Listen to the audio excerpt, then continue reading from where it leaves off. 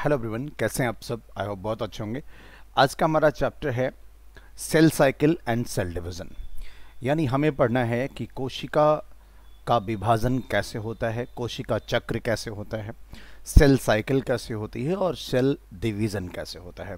तो आइए cell cycle और सेल डिवीज़न पढ़ते हैं। First of all, are you aware that all organism, even the largest, start their life from a single cell? क्या आप ये जानते हैं कि कितना ही बड़ा ऑर्गेनिज्म क्यों ना हो, वो अपने जीवन की शुरुआत एक सिंगल सेल से करता है। And this single cell is known as zygote. इस सिंगल सेल को जाइगोट बोलते हैं। और ये भी याद रखिएगा कि इसकी प्लॉइडी 2n होती है। ठीक है। यू मे वंडर्ड हाउ ये single cell goes on the to form such large organism. समझ पा रहे ना? तो जो जाइगोट बनता है ये मल्टीप्लाई करता है और बाद में फिर ढेर सारी कोशिकाएं बॉडी में बन जाती हैं। तो यू मे वंडर हाउ ये single cell then goes on to form such large organism. इतना बड़ा ऑर्गेनिज्म बन जाता है, इस बात पे आप आश्चर्यचकित हो सकते हैं। ग्रोथ एंड रिप्रोडक्शन, ग्रोथ और reproduction are the characteristics of the cells indeed of all living organism. देखिए, डेफिनेटली सारे के सारे लिविंग ऑर्गेनिज्म में ग्रोथ और रिप्रोडक्शन होती है जनरली। ओके, क्योंकि आप लिविंग वर्ड में पढ़ के आते हैं कि रिप्रोडक्शन कुछ ऑर्गेनिज्म में नहीं पाई जाती, बट एक जनरल सेंटेंस हम कह सकते हैं कि ग्रोथ और reproduction are the characteristics of the cell. और वास्तव में सारे ऑर्गेनिज्म में all cell reproduce by dividing into two with each parental cell giving rise to two daughter cell each time they divide। यानी कोई भी कोशिका जब डिवाइड करेगी तो एक से दो सेल बनाएगी। एक सिंपल फंडा होता है, जनरली हम बात कर रहे हैं। These newly form daughter cell can themselves grow and divide. दोबारा ये सेल जो बनेगी ये फिर से ग्रो करेगी और फिर से डिवाइड करेगी, है ना। जो डॉटर सेल है यानी जो बनी हुई सेल है वो फिर से डिवाइड करेगी। तो संख्या लगातार बढ़ रही है। Okay, and formed by the growth of the single parental cell and its progeny. In other words, such cycle of growth and division allow a single cell to form a structure consisting of the million of the cells। क्यों? एक से दो cell बनी, फिर दो से चार, फिर चार, ये चार के चारों डिवाइड करें तो फिर 8 सेल हो जाएंगी, फिर ऐसे ही मल्टीप्लिकेशन चलता रहेगा।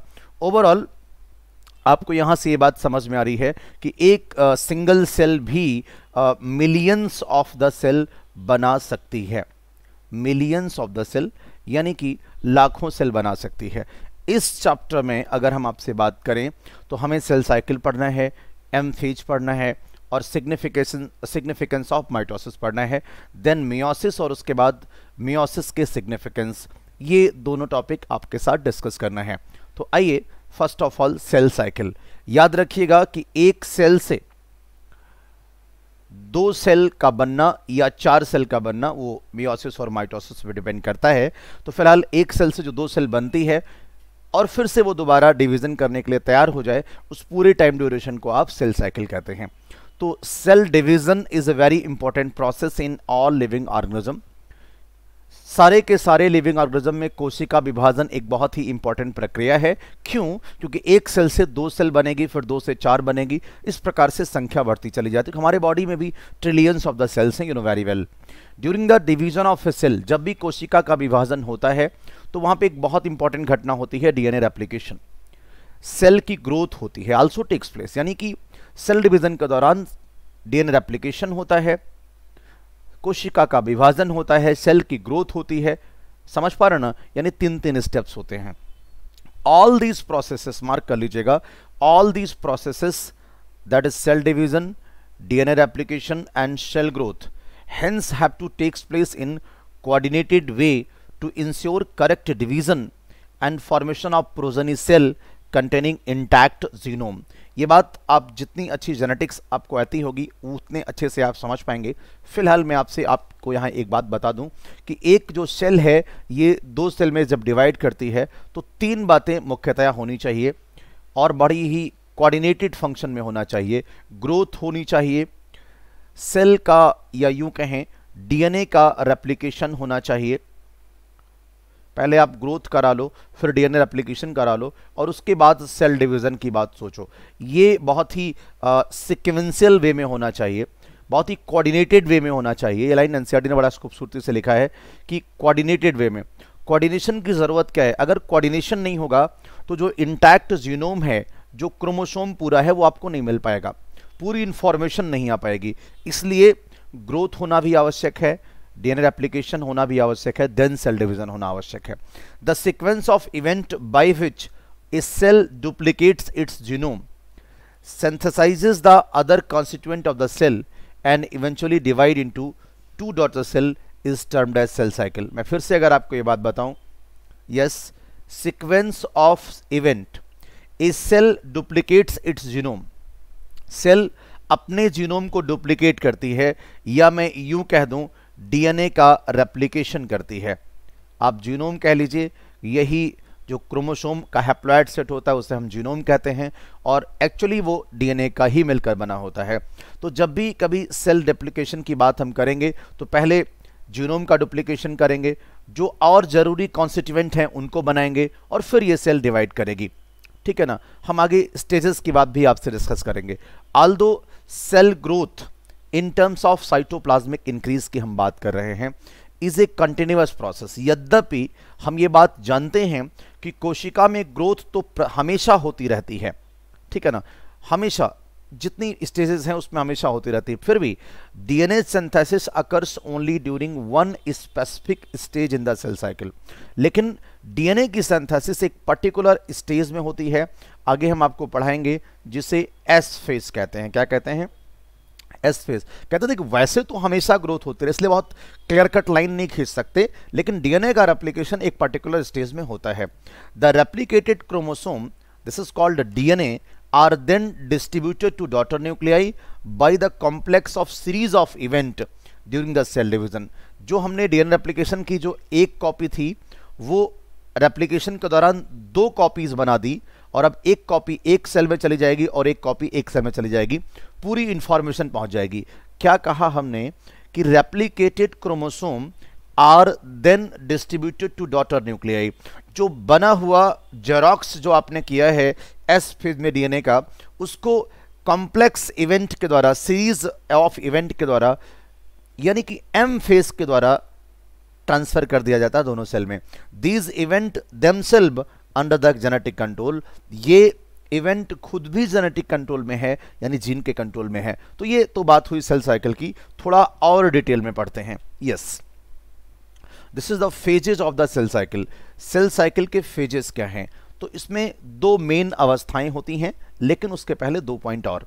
ए टिपिकल यूकैरियोट, अगर हम एक टिपिकल यूकैरियोट्स की बात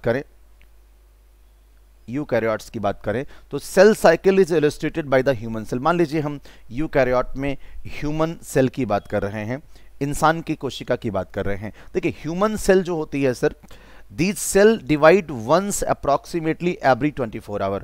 ये लगभग 24 घंटे में हमारे शरीर की कोशिकाएं डिवाइड कर जाती हैं। This duration of cell cycle can vary from organism to organism. ये जो सेल साइकिल का ड्यूरेशन है, ये अलग अलग ऑर्गेनिज्म में अलग अलग होता है। जैसे कि, यानी कि अगर मैं कहूं कि duration of cell cycle it is vary, यानी ये क्या करेगी? वैरी करेगी। सेल टू सेल नहीं कह सकते, ऑर्गेनिज्म टू ऑर्गेनिज्म। ये सवाल बड़ा इंपॉर्टेंट है, ऑर्गेनिज्म टू ऑर्गेनिज्म, यानी जो सेल साइकिल का जो ड्यूरेशन है ये वैरी करता है ऑर्गेनिज्म टू ऑर्गेनिज्म। ये इंपॉर्टेंट सवाल है। अब ह्यूमन की बात करें तो 24 घंटे। एग्जाम्पल के तौर पे एक दूसरा एग्जाम्पल ले लेते हैं। This is east. ईस्ट में 90 मिनट में डिवीजन हो जाता है। कितने मिनट में? 90 मिनट में। आप ये भी नोट कर सकते हैं। और अगर आप कई चैप्टर आगे पढ़ेंगे तो उसमें एक जगह आपको देखने को मिलेगा कि बैक्टीरिया जो है वो जनरली 20 मिनट में डिवाइड कर जाता है। कितने मिनट में? 20 मिनट में। तो फिलहाल यहाँ पे ईस्ट की बात आई कि 90 मिनट में डिवाइड कर देगा, और ह्यूमन सेल 24 घंटे में। Cell cycle is divided into two basic phases. One is the interphases, आप इसे इंटरफेज कह सकते हैं, या आप इसे प्रिपरेटरी फेज कह सकते हैं। प्रिपरेटरी फेज जिसमें प्रिपरेशन करती है, और उसके बाद एम फेज माइटोसिस फेज, या इसी को आप एक्चुअली डिवाइडिंग फेज भी कह सकते हैं, ठीक है ना। तो यस, अब कहने का सेंस सिर्फ ये आया कि जो सेल साइकिल है ये बेसिकली 2 स्टेप में पूरी होती है। One is the interphase and second is the M phase. तो आइए दोनों को डिटेल में पढ़ते हैं। सबसे पहले थोड़ी सी बात कर रहे हैं एम फेज की। तो M phase represent the phase when the actual cell division occur या mitosis occur, and the interphase represent the phase between 2 successive M phase. जैसे ये एम फेज है और बीच में फिर डिवीजन हो गया और फिर सेल इंटरफेज में जाएगी, यानी प्रिपरेशन करेगी और फिर एम फेज करेगी। यानी आसान हुआ ना कि 2 सक्सेसिव एम फेज के जो ड्यूरेशन है बीच का, दिस इज कॉल्ड इंटरफेज। यानी एक ये सेल थी, एक किसी कोशिका से ये 2 सेल बनी है डिवीजन के दौरान, अब ये दोनों सेल प्रिपरेशन करेगी और फिर से ये डिवाइड करके 4 सेल बनाएगी, 1 2 3 4, ठीक है ना। बस ये बोलना चाहता हूं कि 2 सक्सेसिव एम फेज के बीच का जो ड्यूरेशन है, दिस इज कॉल्ड इंटरफेज, ठीक है। चलिए, it is significant to note that 24 hour of average duration of cell cycle of human cell division proper lost for only about an hour. अगर आप 24 घंटे की बात करें, सॉरी, अगर आप 24 घंटे की बात करो, जो आपने अभी पढ़ा है कि 24 आवर ह्यूमन की जो सेल है जो डिवाइड कर रही है 24 घंटे, इसमें अगर आप देखें तो एम फेज में ओनली 1 आवर लगता है, 1 घंटा के आसपास, जबकि more than 95%, how much, more than 95% time, 95% of the duration of cell cycle, यानी कोशिका का लगभग 95% से ज्यादा का समय, सीधे सीधे कह दीजिए लगभग 23 घंटे, ये किस में लगते हैं, तैयारी में लगते हैं, प्रिपरेशन में लगते हैं, या इंटरफेज में लगते हैं। तो 24 घंटे में से वो सेल डिवाइड कर रही है, 24 आवर में जो डिवाइड कर रही है ह्यूमन की सेल, इसमें 1 घंटा लगता है डिवीजन में, और 23 घंटे या more than 95% of duration of the cell cycle is covered by interphase. Okay, ठीक है।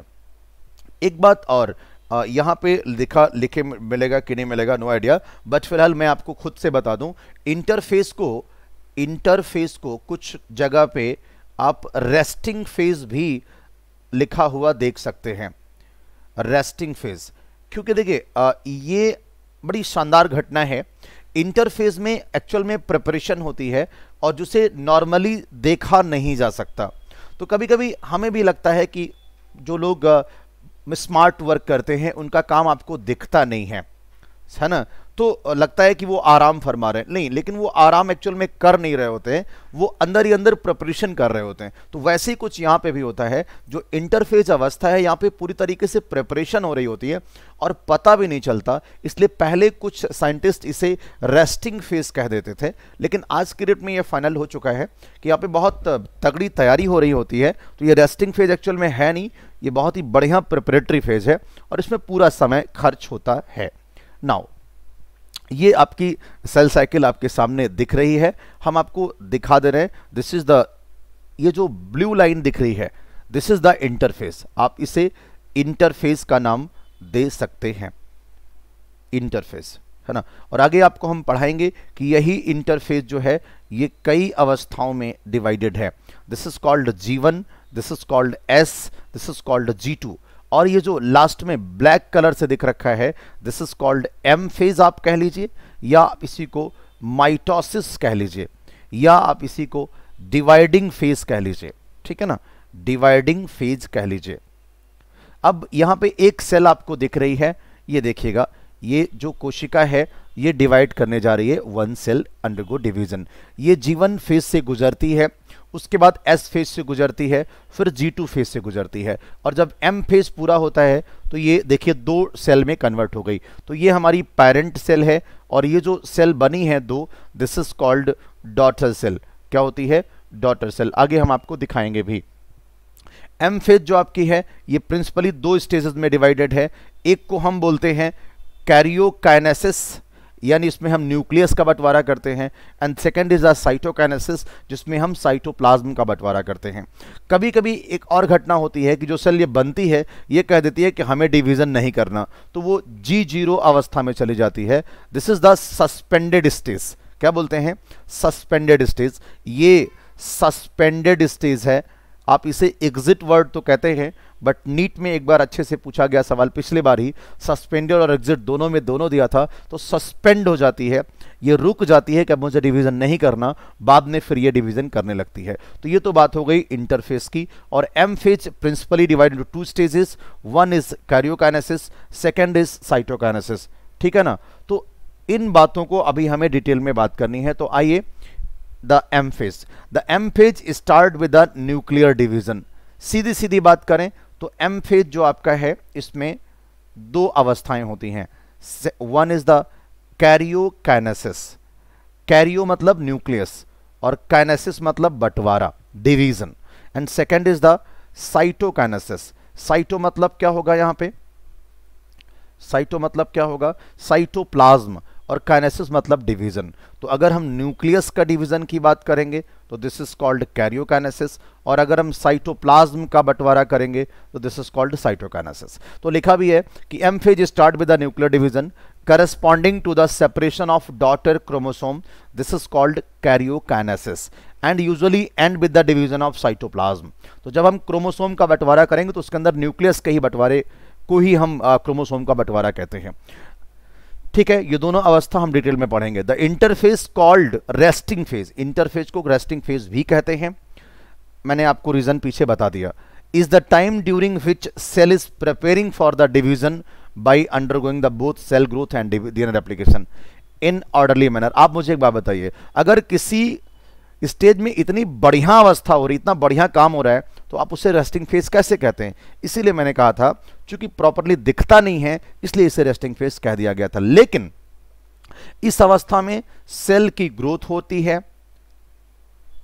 ओके, और डीएनए का रेप्लिकेशन होता है, वो भी प्रॉपर ऑर्डरली मैनर में।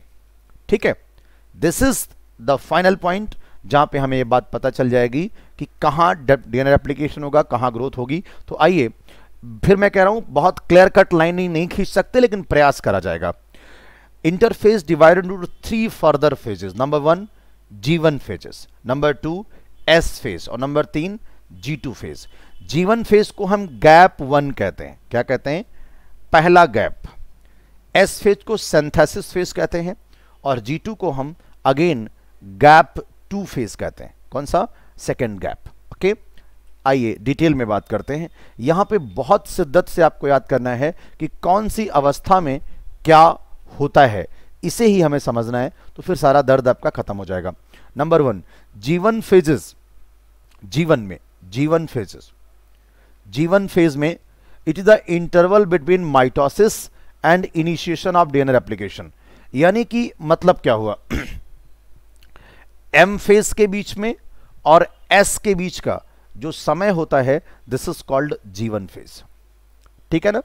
क्या लिखा है? इंटरवल बिटवीन माइटोसिस यानी M and initiation of DNA replication यानी एस फेज। तो एस और एम के जो बीच की अवस्था है, this is called G1 phase. यहां पे हाईलाइट करना जरूरी हो गया है कि during G1 phase cell is metabolically active and continuously grows but does not replicate its DNA। इस अवस्था में G1 फेज में सेल मेटाबॉलिकली एक्टिव होती है, कंटिन्यूअसली ग्रो कर रही होती है, लेकिन डीएनए का रेप्लिकेशन नहीं करती। अगली जो अवस्था है, दिस इज कॉल्ड S या synthesis phase, marks the period during which DNA synthesis और रेप्लिकेशन टेक्स प्लेस। याद रखिएगा कि यहां पे जैसे मान लीजिए हमारा डीएनए है, तो डीएनए का कंटेंट अगर 2C हो, तो कल को जब S फेज से गुजर जाएंगे तो डीएनए का कंटेंट 4C हो जाएगा।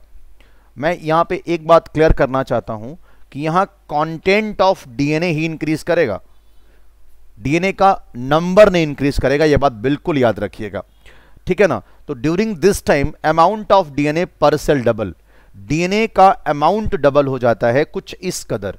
जैसे मान लीजिए ये क्रोमैटिड है, ऐसा था, और जब एस फेज हो जाती, ये क्रोमोसोम है, सॉरी क्रोमोसोम है, और जब एस फेज पूरी हो जाती है तो ये क्रोमोसोम आपका कुछ इस तरीके से हो जाता है और क्रोमैटिड की संख्या 2 हो जाती है। बस यही पॉइंट है जिसे आपको अच्छे समझना है। तो अगर ये 2C था तो ऑटोमेटिक ये कंटेंट 4C हो जाएगा, लेकिन यहां भी क्रोमोसोम नंबर 1 ही है और यहां भी क्रोमोसोम नंबर 1 ही है। बस यहां पे क्रोमैटिड की संख्या 1 है और यहां पे क्रोमैटिड की संख्या 2 है, और कोई ज्ञान मत लगाइएगा।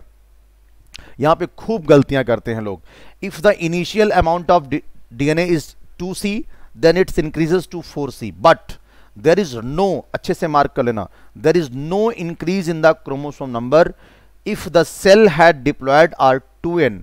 याद रखिएगा कि यहां पे किसी भी प्रकार से क्रोमोसोम नंबर बढ़ने नहीं जा रहा है। अगर 2N है तो 2N ही रहेगा।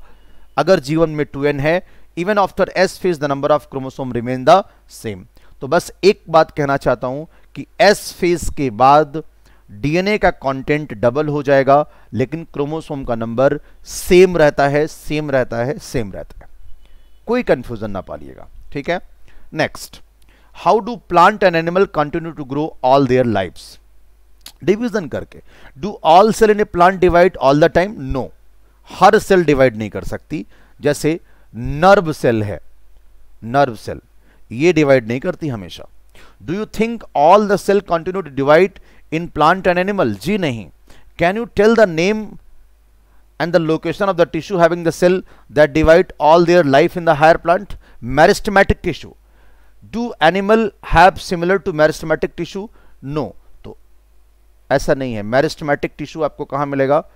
meristematic tissue ये लोकेशन आपके पास दो आती है, एक सूट एपिकल मेरिस्टम और एक root apical meristem.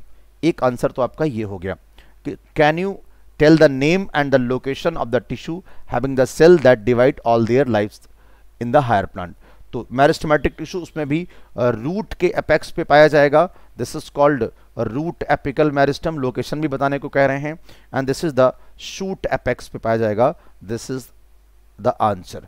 Okay, do animal have similar meristematic tissue? नहीं सर, मेरिस्टेमेटिक टिश्यू हमारे पास नहीं है ना। तो ये बात पूरी क्लियर हो गई। अब थोड़ी बात और। In animal cell during the S phase DNA replication begins in the nucleus, ठीक है, and the centriole duplicates in the cytoplasm। फिर से सुने, in animal cell during the S phase, अगर हम एनिमल सेल की बात करें, एनिमल सेल में, क्योंकि प्लांट सेल में सेंट्रियोल नहीं होता, ठीक है, तो एनिमल सेल में डीएनए रेप्लिकेशन होगा किस समय? एस फेज में। डीएनए का रेप्लिकेशन एस फेज में होगा। साथ ही साथ एक घटना और होती है, क्या? Centriole duplicates in the cytoplasm, यानी सेंट्रियोल का डुप्लीकेशन भी होगा, सेंट्रियोल का डुप्लीकेशन भी होगा। ड्यूरिंग द G2 फेज, याद रखिएगा, during the G2 phase protein are synthesized in preparation for mitosis while cell growth continue.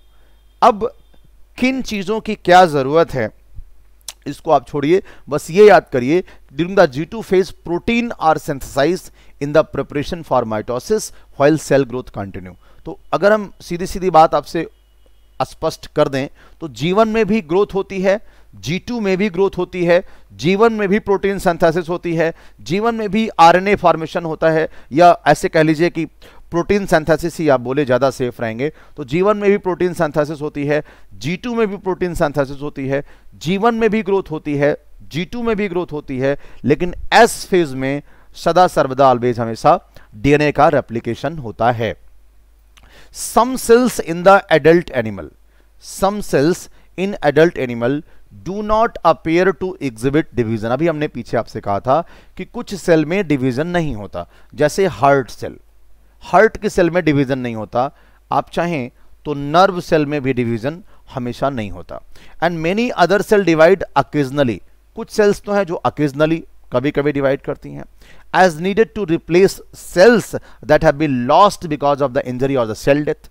कुछ सेल ऐसी भी हैं जो कभी कोई घाव लग गया, कोई इंजरी हो गई या सेल की डेथ हो गई, उस समय डिवाइड करती हैं। These cell do not divide further, exit G1 phase to enter in inactive stage. अब देखिए कौन सी स्टेज, G0, ये एक इनएक्टिव स्टेज में चली जाती है। क्या बोलते हैं, इनएक्टिव स्टेज, जिसे हम दूसरा नाम क्वेसेंट स्टेज भी कहते हैं। लेकिन एक बात याद रखिएगा, ये सेल जब इसमें जाएगी तो ये इनएक्टिव स्टेज तो है, लेकिन सेल जो इस समय होती है, सेल इन दिस स्टेज, सवाल ये भी इंपॉर्टेंट है, cell in this stage remain metabolically active, metabolically active, इस समय सेल मेटाबॉलिकली एक्टिव होती है। And no longer proliferate unless called on do so depending upon the requirement of the organism, और तब तक दोबारा प्रोलिफरेट नहीं करेगी डिवीजन के लिए जब तक कि जरूरत के हिसाब से बुलाया ना जाए। तीन बातें फिर से, कुछ ऐसी सेल हैं जो एडल्ट एनिमल में डिवाइड नहीं करती, जैसे हार्ट सेल, नर्व सेल। कुछ सेल ऐसी हैं जो अकेजनली डिवाइड करती हैं जब कोई इंजरी हो जाए या सेल डेथ हो जाए। दीज सेल जो अकेजनली डिवाइड करती हैं, लेकिन अकेजनली डिवाइड करती हैं अगर, तो ये सस्पेंड होती हैं, ना कि हमेशा के लिए छोड़ के चली जाती हैं। वो अलग बात है कि ये सेल साइकिल को एग्जिट करती हैं लेकिन सस्पेंडेड स्टेज में होती हैं। याद रखिएगा, मैं बार बार इस पॉइंट पे इसलिए आपको फोकस कर रहा हूं जिससे कि आप नीट 2020 का जो सवाल आया था वो आप लगा पाए। ठीक है बॉस, चलिए, तो cell in this stage remain metabolically active, वो अलग बात है कि ये जाएगी एक इनएक्टिव स्टेज में लेकिन खुद मेटाबॉलिकली एक्टिव रहेगी, और तब तक डिवाइड नहीं करेगी जब तक को ऑर्गेनिज्म की जरूरत ना हो। आपने एक टॉपिक पढ़ा होगा या आगे पढ़ेंगे, डिफरेंशिएशन, रीडिफरेंशिएशन, डी डिफरेंशिएशन। तो जब भी कोई सेल ये कहती है कि अब मुझे डिवाइड नहीं करना, तो उसे कहा जाता है डिफरेंशिएशन, मना कर देती है, G0 स्टेज में चली जाती है, लेकिन वो दोबारा जरूरत के हिसाब से डिवाइड करने लगे तो this is called D differentiation. जरूरत के हिसाब से वापस आ गई, समझ पा रहे हैं ना? तो बस इतना यहां पे काफी है। आगे, in animals mitotic cell division is only seen in diploid somatic cells. आप इसे मार्क कर लें विदाउट एनी डिस्कशन। तो कोशिका विभाजन एनिमल सेल में, यानी एनिमल्स में mitotic cell division diploid somatic cells में देखने को मिलता है। हाउएवर, यानी in animal mitotic cell division is only seen in diploid somatic cell. However, यहां तक कि there are few exceptions to this where haploid cell divide by mitosis. कुछ एक्सेप्शंस भी हैं जहां हैप्लॉयड सेल भी माइटोसिस से डिवाइड करती हैं, जैसे male honey bee. Against this plant can show mitotic division in both haploid and diploid cell. Generally अगर आपसे कोई पूछे कि एनिमल सेल में माइटोसिस किस में होता है, तो आप कह देना डिप्लॉयड सोमैटिक सेल्स में। लेकिन अगर पूछे क्या कहीं और भी दिख सकता है, तो यस, मेल हनी भी एक एक्सेप्शन इसका है। ठीक है, फ्रॉम योर, लेकिन प्लांट में हैप्लॉयड और डिप्लॉयड दोनों जगह देखने को मिलेगा, क्योंकि आपने चैप्टर नंबर 3 में ऑलरेडी अल्टरनेशन ऑफ जनरेशन पढ़ रखा है, तो वहां आप ये बात बेहतर तरीके से समझ सकते हैं। ठीक है ना? चलो, एक सवाल यहां पे है, you have studied mitosis, you have studied mitosis in onion tip. कहां पे? Onion tip. ये सवाल कर लेते हैं, ये काफी इंपॉर्टेंट सवाल है। तो देखिए, ऑनियन रूट टिप की बात कर रहे हैं, ऑनियन रूट टिप की बात कर रहे हैं। कह रहे हैं कि इट हैज 16 क्रोमोसोम। कितना क्रोमोसोम है? 16 क्रोमोसोम। यानी कि रूट अगर है तो ये तो भैया डिप्लॉयड होगा, और अगर डिप्लॉयड होगा तो 2n होगा। क्या होगा सर? 2n होगा। अब अगर आगे की बात करें कि it has 16 chromosome in the each cell, can you tell how many chromosome will the cell have the G1 phase? Can you tell how many chromosome will the cell have G1 phase, after S phase and after M phase? देखिए, यहाँ पे कोई बहुत बड़ा परेशानी वाली बात नहीं है। पहली बात तो हम आपको बता दें कि यहाँ पे जो डिवीजन होने जा रहा है वो कौन सा होने जा रहा है? माइटोसिस का। कौन सा? माइटोसिस। और आपको मैंने पीछे एक पॉइंट पढ़ाया भी था। क्या पढ़ाया था? कि S फेज हो या कुछ भी हो, यहाँ पे जब तक M फेज नहीं गुजरेगी क्रोमोसोम का नंबर घटेगा नहीं। तो can you tell how many chromosome will cell have? G one, G one में आपसे क्रोमोसोम पूछ रहा है। After S phase, S phase के बाद आपसे क्रोमोसोम नंबर पूछ रहा है, और आफ्टर एम फेज पूछ रहा है। ठीक है, बता देते हैं, कोई दिक्कत नहीं है। तो भैया जीवन में भी क्रोमोसोम नंबर 16 होगा, आफ्टर एस फेज भी 16 होगा, और आफ्टर एम फेज भी 16 होगा। क्यों? क्योंकि माइटोसिस जो आपका है, माइटोसिस, इसे हम इक्वेशनल डिवीजन कहते हैं। क्या कहते हैं? Equational division. यहां पे क्रोमोसोम का नंबर आधा नहीं होता, बराबर रहता है। ठीक है ना? एक सवाल तो इधर पूरा हो गया। अब दूसरा, also what will be the DNA content? अब सर अगर डीएनए कंटेंट, लेकिन पहले बताओ तो कि किस समय क्या होगा। What will be the DNA content of the cell at G one? G one में आपसे डीएनए कंटेंट पूछ रहे हैं।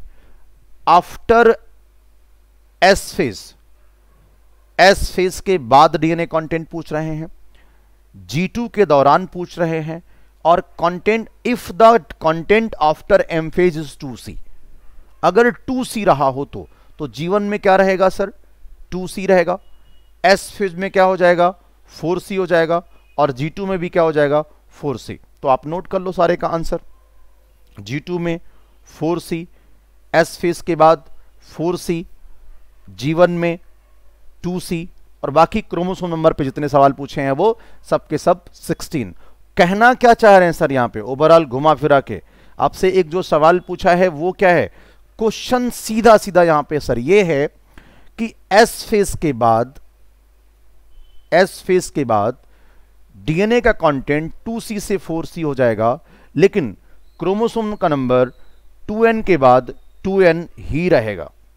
2n के बाद 2n ही रहेगा, कोई परिवर्तन एज सच आने नहीं जा रहा। समझ पा रहे हैं ना? चलो नेक्स्ट आइए, एम फेज। अब बात करते हैं हम एम फेज के।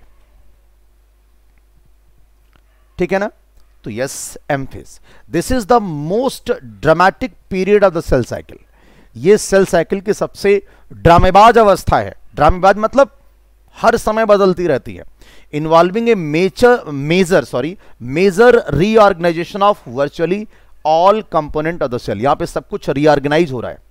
Since the number of chromosome, याद रखिएगा, सिंस बहुत इंपॉर्टेंट लाइन है, since the number of chromosome in the parent, यानी कि शुरुआत में जो सेल है, and progeny cell in the same. भाई अगर यहां पे 2n क्रोमोसोम नंबर है तो याद रखिएगा जब ये दो सेल बनेगी, एक सेल ये और एक सेल ये, तो यहां पे भी जो क्रोमोसोम का नंबर रहेगा वो 2n रहेगा। माइटोसिस में ऐसे ही होता है, इसीलिए इसे इक्वेशनल डिवीजन कहते हैं। तो it is called as equational division, Hindi में समसूत्री विभाजन। दो for convenience mitosis has been divided in 4 stages. मैं आपको बता दूं, ऐसी किसी अवस्था में डिवाइड नहीं होती है, लेकिन अपने सुविधानुसार समझने के लिए इसको 4 अवस्थाओं में डिवाइड किया गया है। यानी न्यूक्लियर डिवीजन को, यानी कि कैरियोकाइनेसिस को अपने समझने के लिए 4 अवस्थाओं में डिवाइड किया जाता है।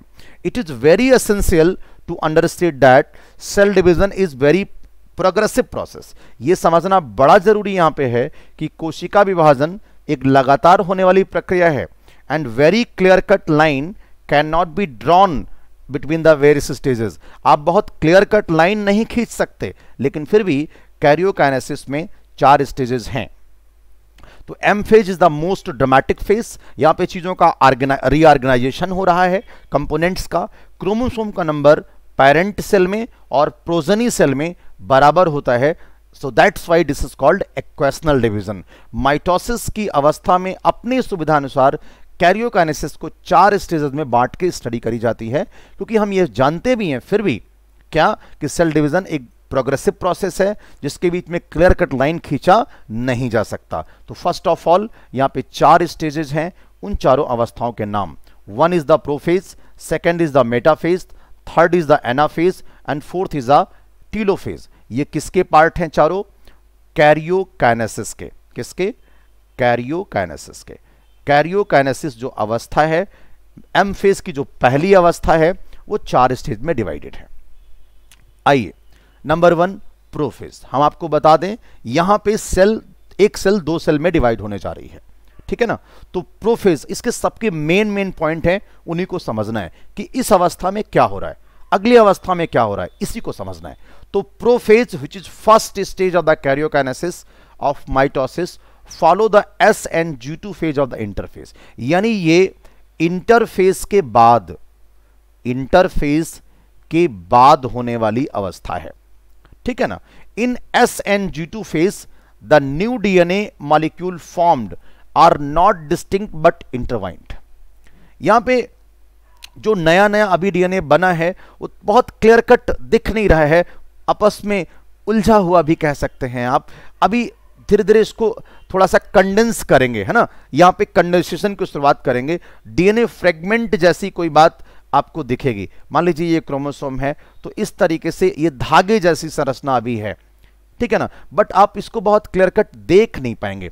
अब धीरे धीरे क्या होगा, आपको मालूम है ना 2.2 मीटर का DNA होता है ना, कितने एंगस्ट्रॉम इसकी चौड़ाई होती है, तो आप लगभग 20 एंगस्ट्रॉम इसकी चौड़ाई होती है, और ये 1400 नैनोमीटर, या हाँ इसे मान लीजिए कि 2 नैनोमीटर आप कह लीजिए, 2 नैनोमीटर इसकी चौड़ाई होती है, और ये 1400 नैनोमीटर में कन्वर्ट हो जाएगा। इतना भयानक कंडेंसेशन होगा, यानी 2 नैनोमीटर का DNA 1400 नैनोमीटर के क्रोमोसोम में कन्वर्ट होने वाला है। इतना बढ़िया कंडेंसेशन, इतने यानी 700 गुना कंडेंसेशन होगा। तो prophase is marked by the initiation of condensation of chromosomal material. Chromosomal material का कंडेंसेशन होगा। The chromosomal material becomes untangled during this process of chromatin condensation. यहां पे चीज एकदम अच्छे से बनना शुरू हो जाएंगी, सुलझ करके, अगर कहीं कोई फ्रेगमेंट उलझा हुआ है तो सुलझ करके बन जाएगा। एक चीज और, centrosome which has undergo duplication during S phase of interphase. Centrosome कह रहे हैं, सेंट्रोसोम में सर 2 सेंट्रियोल होते हैं, ये बात आपको पता होना चाहिए, एक डिस्टल सेंट्रियोल, एक प्रॉक्सिमल सेंट्रियोल। अब होगा क्या, सेल में जो 2 सेंट्रियोल थे मान लीजिए ऐसे, तो दोनों पोल की तरफ जाना शुरू हो जाएंगे। मान लीजिए एक इस तरफ शिफ्ट हो जाएगा, एक इस तरफ शिफ्ट हो जाएगा, इस तरीके से आप बात कर सकते हैं, ठीक है ना। Now begins to move toward opposite pole of the cell. Now begin to move opposite pole. आप ऐसे समझ लो कि मान लीजिए आपकी यहां पे कोई ये आपका 2 सेंट्रियोल है, तो ये इधर जाना शुरू कर जाएगा और ये यहीं रह जाएगा, या अगर बीच में है तो एक इधर चला जाएगा, एक इधर चला जाएगा, इस तरीके से आप बात कर सकते हो। तो 2 लाइन यहां पे बड़ी क्लियर कट आई, उसको जरा समझना है। क्या, आइए देखते हैं। नंबर 1, बहुत जो क्लियर कट बात बताई, क्या, chromosomal material condense to form compact mitotic chromosome. यानी कि क्रोमोसोम आपको यहां, या ये भी बोलना ठीक नहीं है, और अच्छी लाइन यहां पे क्लियर कट बताते हैं, क्या कि क्रोमोसोमल मटेरियल, क्या, क्रोमोसोमल मटेरियल जो लिखा हुआ है क्रोमोसोमल मटेरियल, ये क्या करेगा, कंडेंस करेगा, कंडेंसेस एंड फॉर्म्स क्रोमोसोम। ठीक है, पहली लाइन। दूसरा, chromosome are seen to be composed of 2 chromatid, जो मैंने आपको पहले भी बताया था कि ये जो अभी धागे जैसी संरचना थी, तो ऐसे आप देखिए, यहां पे क्रोमोसोम को आप देखेंगे जब बाद में अच्छे से लेटर प्रोफेज में, तो आपको 2 क्रोमैटिड दिखेगा। ये बात आपको सीखनी चाहिए, दैट इज वेरी इंपॉर्टेंट। दिखेगा तो ये आपको अगली स्टेज में बहुत अच्छे से, लेकिन आपको ये दिख जाएगा कि chromosome are seen to be chromosome of 2 chromatid attach to centromere. किसके साथ जुड़ा होगा, सेंट्रोमियर के साथ जुड़ा होगा, सेंट्रोमियर के साथ जुड़ा होगा। बहुत इंपॉर्टेंट लाइन है, बहुत बहुत इंपॉर्टेंट है। क्या, क्रोमोसोम आपका यहां पे प्रोफेज में कंडेंस होता है, और क्रोमोसोम में आपको 2 क्रोमैटिड दिखने लग सकते हैं। अगला पॉइंट जो मैंने पीछे कहा, centrosome which have undergone duplication during the interphase. Interphase की कौन सी अवस्था में, एस फेज में जो बना था सेंट्रोमियर। सेंट्रोमियर मतलब नहीं होता, यहां पे सेंट्रोमियर नहीं है सर, थोड़ा सा और अच्छा पढ़िए, सेंट्रोमियर नहीं, 2 सेंट्रियोल जो बना था, दोबारा बता रहा हूं ये पॉइंट, ये दोनों सेंट्रियोल अपोजिट पोल की तरफ जाना शुरू हो जाते हैं, जिससे कि सेल डिवीजन आसान हो जाएगा कल को। तो यस, ये कौन सी अवस्था में बना था, एस फेज में, move toward opposite pole. 2 line याद रखिएगा, प्रोफेज का कोई सवाल गलत नहीं होगा। Each centromere radiates out microtubule called asters. अगर आप इस तरीके से बात आपको दिखेगी, दिस इज कॉल्ड एस्टर। इस तरीके की अवस्था बाद में बनेगी, ठीक है ना, दिस इज कॉल्ड एस्टर, ठीक है ना। The two aster together with spindle fibre forms mitotic apparatus. अब इसी में कल को स्पिंडल फाइबर बनेगा और हम इसे बोलेंगे माइटोटिक ऑपरेटस। क्लियर? तो अब यहां पे ये कहना चाहता हूं कि each centromere radiate out microtubule called aster. यहां पे धीरे धीरे सेंट्रियोल के, अब यहां पे सेंट्रोमियर कह दिया इन्होंने, यहां पे सेंट्रियोल कहना चाहिए था। यहां पे तो सेंट्रोसोम, ठीक है, बात समझ में आ गई, लेकिन यहां वाला सेंट्रोसोम नहीं समझ में आया। ये सेंट्रियोल बोले तो ज्यादा अच्छा है, ईच सेंट्रोसोम नहीं कह सकते। यहां एक ही सेंट्रोसोम, एक ही आप कह सकते हैं कि ईच सेंट्रोसोम मतलब दो सेंट्रोसोम नहीं, यहां पे एक ही है, तो आप उसे ईच सेंट्रियोल कहना चाहिए था। बट चलिए कोई बात नहीं, माफ कर दीजिए इनको, कोई दिक्कत नहीं है। एनसीईआरटी है तो उनके पास अधिकार है, गवर्नमेंट प्रोसेस है, गलती कर सकते हैं, बट आप नहीं करेंगे। तो each centrosome radiate out microtubule called aster. The two aster together with spindle fibre called mitotic apparatus. आप ये मान लीजिए और पूरा देख भी लीजिए कि जो दो एस्टर हैं साथ साथ स्पिंडल फाइबर के, इन्हें हम माइटोटिक ऑपरेटस कहते हैं। ये पूरा माइटोटिक ऑपरेटस बना देगा। और ये जो बीच में हमने आपको बना के दिखाया है, this is called spindle fibres. इसी के साथ क्रोमोसोम जुड़ा होगा, आगे आप समझेंगे अभी। तो cells at the end of prophase when view under the microscope do not show Golgi body, endoplasmic reticulum, nucleolus and nuclear envelope. बहुत बार एग्जाम में पूछा गया है कि अगर हम दो बातें प्रोफेज में, क्रोमोसोम कंडेंसेशन स्टार्ट, पहला सवाल। दूसरा, centriole poleward movement start, asters may be seen, okay, and अंत में अगर आप देखेंगे तो Golgi body, endoplasmic reticulum, nucleolus, nuclear envelope, ये सब के सब गायब हो जाएंगे, ये सब के सब डिसअपियर हो जाएंगे। और ये अवस्था याद रखिएगा, जब आपको टीलोफेज पढ़ाएंगे तो कह देंगे प्रोफेज का उल्टा होता है, जिसे हम टीलोफेज कहते हैं, तो वो अवस्था डायरेक्ट खत्म हो जाती है, उसे रिवर्सल ऑफ द प्रोफेज कहते हैं, ठीक है ना। अगला मेटाफेज, याद रखिएगा जो आपको अभी मैंने पढ़ाया, क्या कि जो हमारा क्रोमोसोम बना है, इसे हम बहुत अच्छे से अगर देखना चाहें तो इसी अवस्था में देख पाते हैं। ये मान लीजिए हमारा क्रोमोसोम है, ठीक है ना। तो complete disintegration of the nuclear envelope marks the start of second phase of mitosis. पूरी तरीके से न्यूक्लियर एनवेलप का गायब हो जाना माइटोसिस के दूसरी अवस्था की शुरुआत है। यानी मेटाफेज की शुरुआत तब होगी जब पूरी तरीके से न्यूक्लियर एनवेलप, न्यूक्लियर मेम्ब्रेन गायब हो जाए, यानी कि न्यूक्लियर एनवेलप का गायब होना और एम फेज का शुरू होना। Hence chromosome are spread through the cytoplasm of the cell. अब इसलिए चूंकि न्यूक्लियर एनवेलप गायब हो गया है, इसलिए सेल का जो क्रोमोसोम था वो पूरे साइटोप्लाज्म में अब बिखर जाता है। क्यों? क्योंकि यहां पे आपके पास क्या नहीं है, अब न्यूक्लियर एनवेलप नहीं है, क्रोमोसोम की कोई लिमिट नहीं है, कोई रोक टोक नहीं है। By this stage, condensation of chromosome is completed and they can observed clearly under the microscope. आप सुने, जो क्रोमोसोम कंडेंसेशन की शुरुआत हुई थी कहां, प्रोफेज अवस्था में, वो अब पूरी हो गई है। यानी अगर मैं पूछूं कि कंडेंसेशन ऑफ क्रोमोसोम कंप्लीटेड, तो कौन सी अवस्था होगी, मेटाफेज या यस मेटाफेज।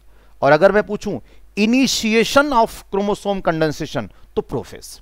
अगर मैं कहूं बहुत अच्छे से हम क्रोमोसोम को देखना चाहते हैं, मॉर्फोलॉजी की स्टडी करना चाहते हैं, कब देखें, एम फेज, मेटाफेज में देखिए। दिस देन स्टेज एट विच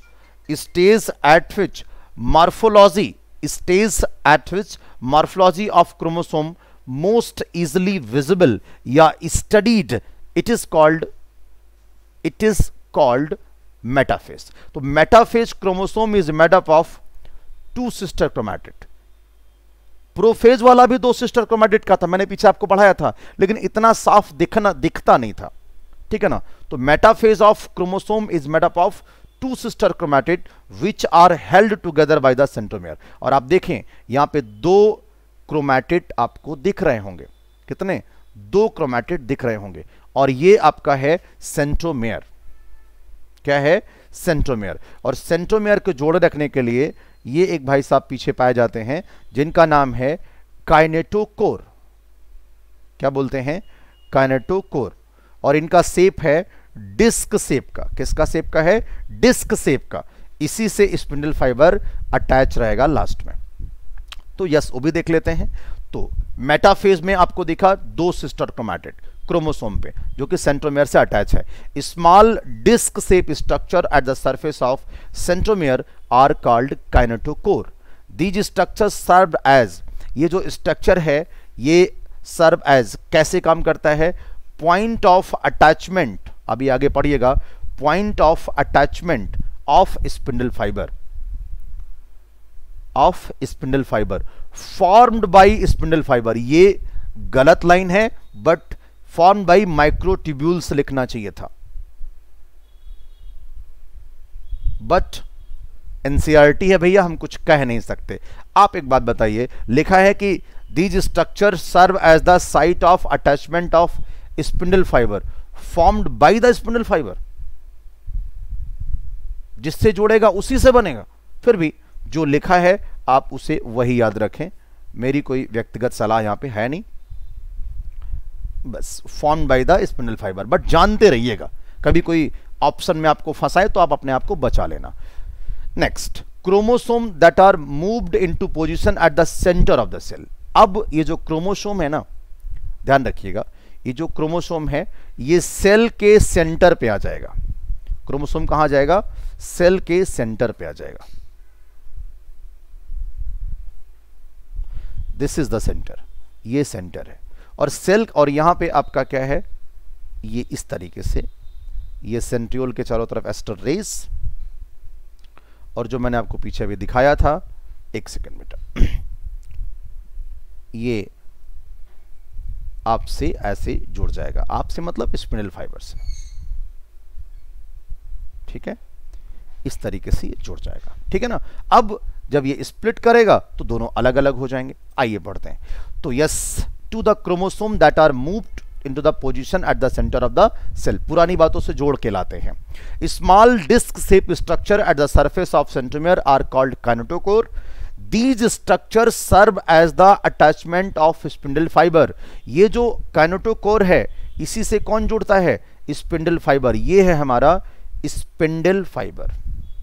कौन है, स्पिंडल फाइबर, इसी से जुड़ेगा। इधर भी ये भी स्पिंडल फाइबर है, ठीक है। Hence, metaphase is characterized by the all chromosome coming to lie at the equator।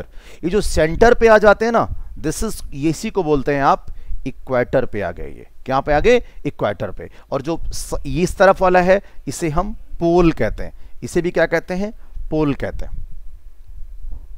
With one chromatid of each chromosome connected by its kinetochore to spindle from one pole and its sister chromatid connected by the kinetochore to its spindle fiber from the opposite pole। यही तो मैंने आपको करके दिखाया है। आप देखिए ना कि one chromatid of each chromosome, ये वाला chromatid connected by the kinetochore of this, and second वाला इधर से जुड़ा हुआ है, दोनों दिख गया। The plane of alignment of chromosome at metaphase is referred as metaphagic plate। जिस पॉइंट पे आके ये खड़े हो जाते हैं, this is called metaphasic plate. The key feature of this, इसका की फीचर क्या है, तो 2 पॉइंट है। पहला, spindle fibre attach to the kinetochore of chromosome. ये हमारा एस्टर है, ये हो गया,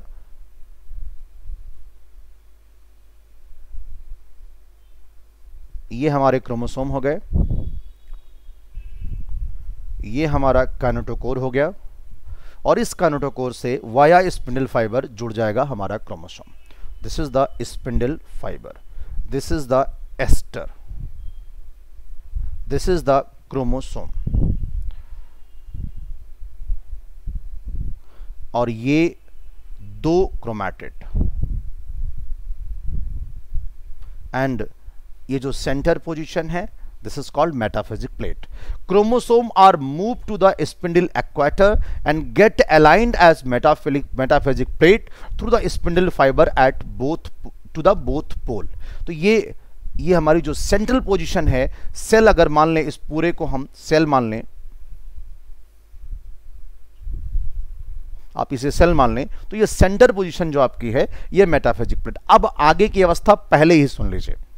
एनाफेज में एक विशेष घटना होगी जो हम इसी डायग्राम में आपको दिखा देते हैं। क्या? एनाफेज में ये जो बीच में सेंट्रोमियर है, एनाफेज में यही सेंट्रोमियर, अभी आगे पढ़ूंगा, स्प्लिट करेगा। क्या करेगा? स्प्लिट करेगा। और ये एक दो क्रोमैटिड आज एक क्रोमोसोम कहलाते हैं, दो क्रोमैटिड जो एक क्रोमोसोम कहलाते हैं, कल को एक क्रोमोसोम, एक क्रोमैटिड एक क्रोमोसोम कहलाएगा। बात को अच्छे से समझिएगा, कल को एक क्रोमैटिड एक क्रोमोसोम कहलाएगा। समझ पा रहे हैं ना? तो इन बातों को अच्छे से मार्क कर लीजिएगा। नेक्स्ट आइए, ये डायग्राम आपने देखा, यहां पे ये अर्ली प्रोफेज है, ये आपका लेट प्रोफेज है, ये आपका ट्रांजिशन टू मेटाफेज है, ये आपका मेटाफेज है। समझ पा रहे हैं ना? तो ये हमारा जो अर्ली प्रोफेज है, इसमें क्या होगा? इसमें हमने कहा था कंडेंसेशन हो रहा है। आप देखिए यहाँ पे धीरे धीरे कंडेंसेशन शुरू हुआ, और ये देखिए ये न्यूक्लियर एनवेलप धीरे धीरे डिसअपेयर होना शुरू हो गया है, गायब होना शुरू हो गया है। लेट प्रोफेज में आप देखिए पूरी तरीके से ये न्यूक्लियर एनवेलप गायब हो रही है और कंडेंसेशन थोड़ा और अच्छा हो गया है। अब जब आप ट्रांजिशन टू मेटाफेज में जा रहे हैं तो यहां पे न्यूक्लियर एनवेलप लगभग गायब हो गई है और क्रोमोसोम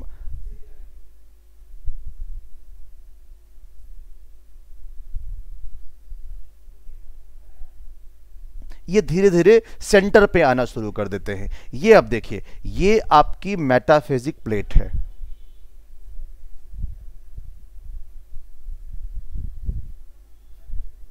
ठीक है, तो ये देखिए आप क्रोमोसोम मेटाफेज, ये हमारा हो जाएगा spindle fibre.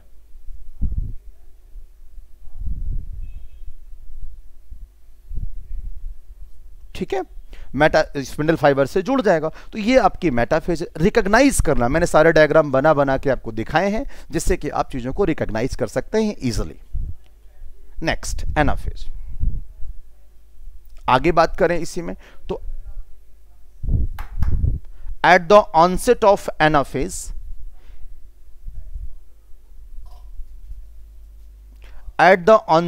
anaphase, each chromosome arrange at the metaphasic plate।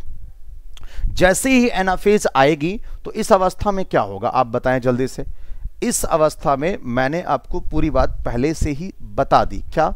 Anaphase अवस्था में each chromosome arrange at metaphasic plate, split simultaneously, and two daughter chromatid now referred as daughter chromosome। जो दोनों क्रोमोसोम हमारे थे, जो क्रोमोसोम कह दिया, दोनों क्रोमैटिड जो थे, जब ये स्प्लिट करेगा सेंट्रोमियर तो ये दोनों अब क्या बन जाएंगे? एक क्रोमैटिड वाला क्रोमोसोम। क्या? एक क्रोमैटिड वाला क्रोमोसोम। समझ पा रहे हैं ना? आगे सुनिए, begin their migration toward the two opposite pole, और ये दोनों तरफ चले जाएंगे। ये इस तरफ शिफ्ट हो गया, ये इस तरफ शिफ्ट हो गया। अभी डायग्राम में चल के दिखाऊंगा। As each chromosome move away from the equatorial plate, the centromere of each chromosome remain directed toward the pole and hence at the leading edge with the arm of the chromosome trailing behind. अभी इसको भी diagram में चल के दिखाते हैं। यहां पे आप देखिए, ये भी डायग्राम कुछ वैसा ही है, और यहां पे भी आप देख सकते हैं। ये इस वाले डायग्राम में मुझे आपको ये बात दिखानी थी। ये देखिए, ये वाला पॉइंट, ये मेटाफेज में जुड़े हुए हैं दोनों। अब ये देखिए, ये इस तरफ जो इनका जो टेल है ना, वो अंदर की तरफ दिख रहा है। ठीक है ना? ये देखिए, अब ये भी एक क्रोमोसोम हो गया, और कल तक दो क्रोमैटिड थे यहां पे, अब एक क्रोमैटिड वाला क्रोमोसोम है। क्या है? एक क्रोमैटिड वाला क्रोमोसोम। ये बात एक्चुअल में बच्चों को जल्दी हजम नहीं होती, इसीलिए इस पॉइंट को मैंने आके दिखाया है। ठीक है ना? अगर कभी शेप की स्टडी करनी हो, शेप की स्टडी, शेप कि किस शेप का क्रोमोसोम है, बी शेप का है, आई शेप का है, एल शेप का है, या एम शेप का है। एम नहीं, जे कर लीजिए, एम नहीं होता, जे शेप का होता है। तो आपको यहां देखने को मिल जाएगा। वापस आते हैं, दोनों की पॉइंट दोबारा पढ़ा देते हैं अगर आपको पूरी बात समझ में अभी भी कहीं कोई कमी रह गई है तो। Centromere split and chromatid separate, now this chromatid called chromosome. Clear? और जब ये सेपरेट करेगा तो ये वाला कुछ इस तरीके से दिखेगा। यही बात ये आपको यहां दिखानी है। क्या? As each chromosome move away from equatorial plate, जब ये सेंटर से इधर की तरफ मूव कर रहे हैं ऊपर की तरफ, the centromere of each chromosome remain directed toward pole. ये देखिए सेंट्रोमियर किधर है? पोल की तरफ है। सेंट्रोमियर किधर है? पोल की तरफ है। And leading edge with arm of the chromosome trailing behind, और आर्म इसके पीछे है। किसके? पोल के। ये डायग्राम क्लियर होना चाहिए। मैं एक बार और ये डायग्राम बना देता हूं। ये आपकी सेल है और ये आपका मान लीजिए क्रोमैटिड है, और इधर भी आप ऐसे मान लीजिएगा इस तरीके से बात है ना। तो जो आपका सेंट्रोमियर है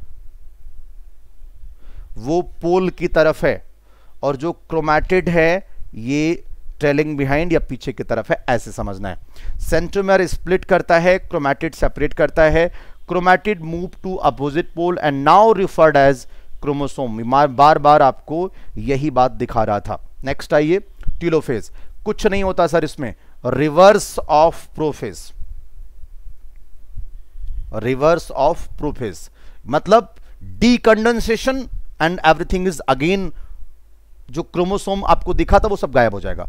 eight the beginning of the final stage of karyokinesis, the chromosome that have reached their respective pole decondense and lost their individuality. यानी क्रोमोसोम जो आपको पीछे दिखा था, ये क्रोमोसोम क्या कर गया? डीकंडेंस कर गया। क्या कर गया? डीकंडेंस कर गया, अपनी चीजों को खो देगा।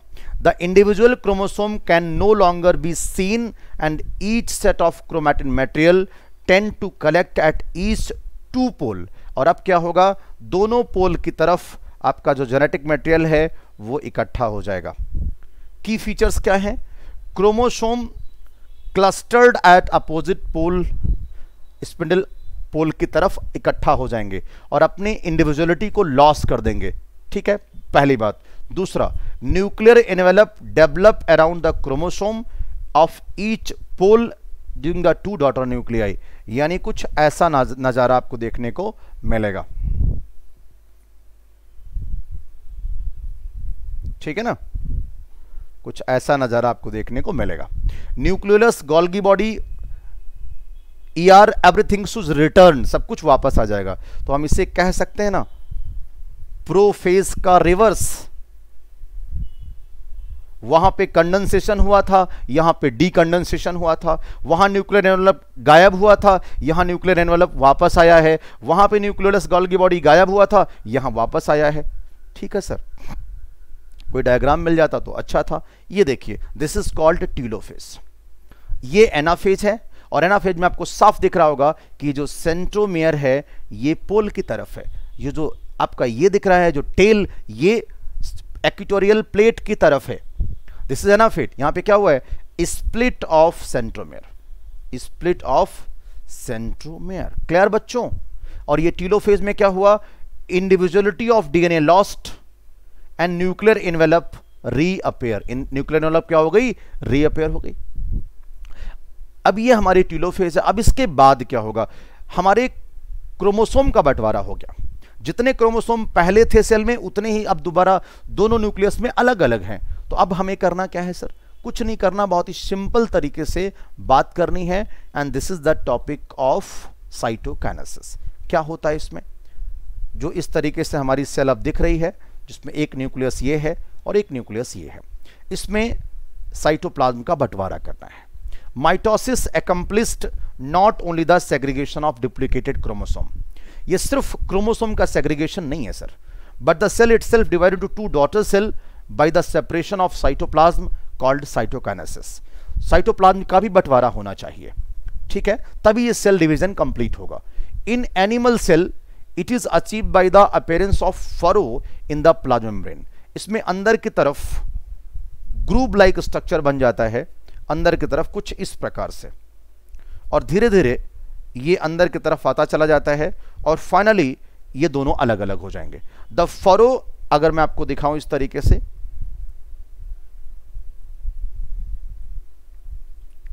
अभी आपको मैं डायग्राम में भी दिखा देता हूं, ये देखिए सबसे अच्छा यहां पे दिख रहा है, ये डिवीजन हो जाएगा लास्ट में। ये देखिए इस प्रकार से ये अंदर की तरफ डिपेंस करेंगी, अंदर की तरफ, यहां भी आप देख सकते हैं इस तरीके से अंदर की तरफ खांच का फॉर्मेशन होगा, अंदर की तरफ धंसेंगी, फिर एक समय ऐसा आएगा काफी डीप कर जाएंगी और इस तरीके से ये दो अलग अलग सेल बन जाएंगी इधर, ठीक है ना। यही बात मैं आपको पीछे भी दिखा रहा था, क्लियर। तो in animal cell achieved by the appearance of furrow, that is very important. Animal cell में क्या होगा, फरो, और ये बाहर से अंदर की तरफ इस तरीके से ग्रुप का जो फॉर्मेशन है, दिस इज कॉल्ड सेंट्रीपेटल। क्या बोलते हैं इसको, सेंट्रीपेटल। क्या बोलेंगे, सेंट्रीपेटल डायरेक्शन में। तो the furrow gradually deepens and ultimately joins in the centre, dividing the cytoplasm into two. और इस प्रकार से फाइनली ये जुड़ जाएगा और ये इधर सेल बन जाएगी और ये इधर सेल बन जाएगी और दो अलग अलग सेल हो जाएंगी। यानी कि एनिमल में फरोस फॉर्मेशन, प्लांट में इसका उल्टा होता है। अच्छा, यहां पे भी आप, अभी हम आपको दिखा भी देंगे, अभी आप देख भी लीजिए, ये आपके दो क्रोमोसोम थे, यहां पे डुप्लीकेशन हुआ तो दो क्रोमैटिड बन गए, है ना। बाद में फिर ये यानी कि ये प्रोफेज की कहीं ना कहीं बात होगी, यहाँ पे मेटाफेज की बात, मतलब एक जनरल डायग्राम आपको दिख रहा है कि यहाँ पे भी दो क्रोमोसोम वाले, दो क्रोमैटिड वाले दिख रहे हैं, फिर यहाँ पे स्प्लिट किया गया होगा, फिर दोनों दो दूसरी तरफ चले गए।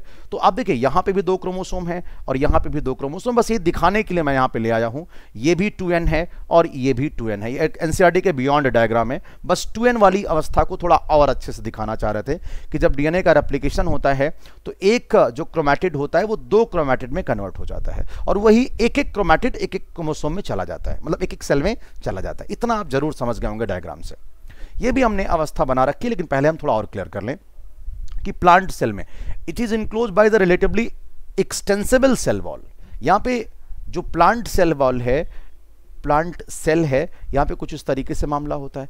इसे आप इतना इजीली धंसा नहीं सकते सर, इसलिए यहां पे सेल प्लेट का फॉर्मेशन होता है और धीरे धीरे धीरे धीरे धीरे अंदर से बाहर की तरफ वॉल का फॉर्मेशन हो जाता है, अंदर से बाहर की तरफ। This is called centrifugal. क्या बोलते हैं, सेंट्रीफ्यूगल। फिजिक्स में आपने ये बात पढ़ा होगा। चलिए, तो यहां पे चूंकि सेल वॉल थोड़ी सी मजबूत है, एक्सटेंसिबल है, इसलिए आप इसके साथ वो नहीं कर सकते जो एनिमल में कर लिया था। Therefore they undergo cytokinesis by different mechanism. In plant cell wall formation start in the centre of the cell and grow outward to meet the existing lateral wall. अंदर से बाहर की तरफ जाएंगे धीरे धीरे। The formation of new cell wall begins with the formation of simple precursor. This is called cell plate. किसका formation हो रहा है यहाँ पे, सेल प्लेट का फॉर्मेशन हो रहा है और यही सेल प्लेट धीरे धीरे सेल वॉल का फॉर्मेशन कर देगी। That represent the middle lamella between the wall of the two adjacent cell. At the time of cytoplasmic division, organelle like mitochondria, plastid get distributed between the two daughter cell. दोनों में but जाते हैं। In some organism, karyokinesis is not followed by cytokinesis. That is very very important question. कुछ organism में karyokinesis के बाद cytokinesis नहीं होती और इसके परिणाम स्वरूप मल्टीन्यूक्लिएट कंडीशन हो जाती है। मतलब एक न्यूक्लियस ये, एक न्यूक्लियस ये, फिर डिवीजन होगा तो और न्यूक्लियस, और फिर और डिवीजन होगा तो और न्यूक्लियस। इस प्रकार की कंडीशन को सिंसाइटियम बोला जाता है और ऐसा लिक्विड एंडोस्पर्म इन कोकोनट में होता है। That is very important. तो अगर कैरियोकाइनेसिस के बाद साइटोकाइनेसिस नहीं होती, यानी karyokinesis is not followed by cytokinesis, तो कैसी कंडीशन हो जाएगी, मल्टीन्यूक्लिएट, और ऐसा होता है सिंसाइटियम फॉर्मेशन में। This is the example of liquid endosperm in coconut का।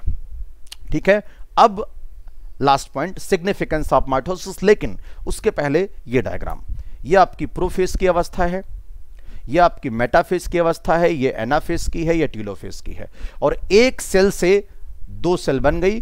क्रोमोसोम का नंबर यहां भी 4 है, यहां भी 4 है, यहां भी 4 है और यहां भी देख लीजिए यहां भी 4 है। वही मैं आपको दिखाना चाह रहा हूं। यहां पे कंडेंसेशन की शुरुआत हुई, यहां पे ये इक्वेटर पोल पे आए, लाइन लगा खड़े हो गए, स्पिंडल फाइबर से अटैच्ड हैं, यहाँ सेंट्रोमियर एनाफेज में स्प्लिट किया और फिर ये बाकायदा ये देखिए एक न्यूक्लियस ये, एक न्यूक्लियस ये, और फिर हुई साइटोकाइनेसिस। अगर प्लांट है तो सेल प्लेट फॉर्मेशन, एनिमल है तो फोरोज फॉर्मेशन, और एक सेल से 2 सेल बन गई। क्रोमोसोम का नंबर बिल्कुल बराबर, कोई परिवर्तन नहीं। और अगर शेप की स्टडी करनी है तो एनाफेज में जाएं, और अगर साइज अच्छे से देखनी है, मॉर्फोलॉजी देखनी है तो मेटाफेज में जाएं, चलेगा। Last heading, significance of mitosis, ठीक है ना। माइटोसिस और the equational division is usually restricted to diploid cells only. Generally diploid cell, कसम नहीं खा रहे। In some lower plants and in some social insect haploid cell also divide by mitosis. तो exception भी है, तो ये भी आपको याद रखना है, ठीक है। It is very essential to understand the significance of division in the life of organism. मतलब किसी भी ऑर्गेनिज्म में अगर हम बात करें तो ये भी बड़ी इंपॉर्टेंट प्रक्रिया है कि इसका बेसिक फायदा क्या है, तो क्या प्रॉफिट है। तो are you aware of some example where you studied about the haploid and diploid insect. तो ये आप हनी बी में हम आपको पढ़ा चुके हैं, ऑलरेडी पढ़ाते भी हैं, तो वहीं बात करेंगे। फिलहाल माइटोसिस जनरली आपको कहाँ मिलेगी, डिप्लॉयड सेल में, ठीक है। लोअर प्लांट और सम इंसेक्ट में भी देखने को मिल सकती है, बट फिलहाल डिप्लॉयड सेल्स में ज्यादा होगी। अगर आगे देखें तो mitosis usually results in the production of diploid daughter cell with identical genetic complement. Mitosis जो होती है ये अगर 2 सेल बनाएगी तो उसमें भी जेनेटिक कॉम्प्लीमेंट सेम होगा। The growth of multicellular organism due to mitosis. Multicellular organism में जो ग्रोथ होती है वो माइटोसिस के दौरान होती है, माइटोसिस के साथ ही होती है, या बिना माइटोसिस के दौर से पॉसिबल नहीं है। Cell growth results in the ratio between the nucleus and cytoplasm. यानी जब सेल ग्रोथ होती है तो न्यूक्लियस और साइटोप्लाज्म का जो रेशियो हो वो मेंटेन रहता है।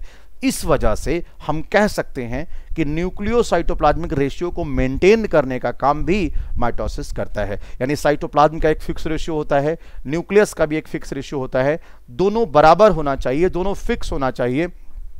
बहुत परिवर्तित होगा तो सेल को नुकसान हो सकता है, समझ पा रहे हैं ना। इसलिए न्यूक्लियोसाइटोप्लाज्मिक रेशियो का मेंटेन होना आवश्यक है। It is done via mitosis.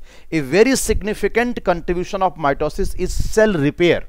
बहुत इंपॉर्टेंट पॉइंट है कि सबसे ज्यादा इंपॉर्टेंट प्रॉपर्टी कौन सी है माइटोसिस की, तो सेल की रिपेयर। मान लीजिए कहीं कोई डैमेज हो गया तो सेल की रिपेयरिंग कौन करेगा, माइटोसिस करेगा। The cells of upper layer of the epidermis, cells of lining of the gut, blood cells being constantly replace. हमारी स्किन, हमारी इंटेस्टाइन के अंदर की कोई लेयर, ब्लड सेल्स, ये सब कैसे रिप्लेस होती हैं, माइटोसिस से रिप्लेस होती हैं। Mitotic division in the meristematic tissue, apical या लेटरल कैम्बियम में कंटिन्यूअस ग्रोथ ऑफ प्लांट, ये माइटोसिस का ही रिजल्ट है। यानी मेरिस्टेमेटिक टिश्यू, चाहे आप एपिकल मेरिस्टम की बात करें चाहे लेटरल मेरिस्टम की बात करें, हर जगह माइटोसिस ही होती है। और जहां प्लांट में अनलिमिटेड ग्रोथ की बात करते हैं, और इस प्रकार से माइटोसिस के दौरान एक सेल से 2 सेल बनती है, क्रोमोसोम का नंबर सेम होता है, न्यूक्लियोसाइटोप्लाज्मिक रेशियो मेंटेन रहता है, रिपेयरिंग ऑफ द सेल में काम आती है, एंड सो ऑन। तो it's all about for your mitosis. Thank you.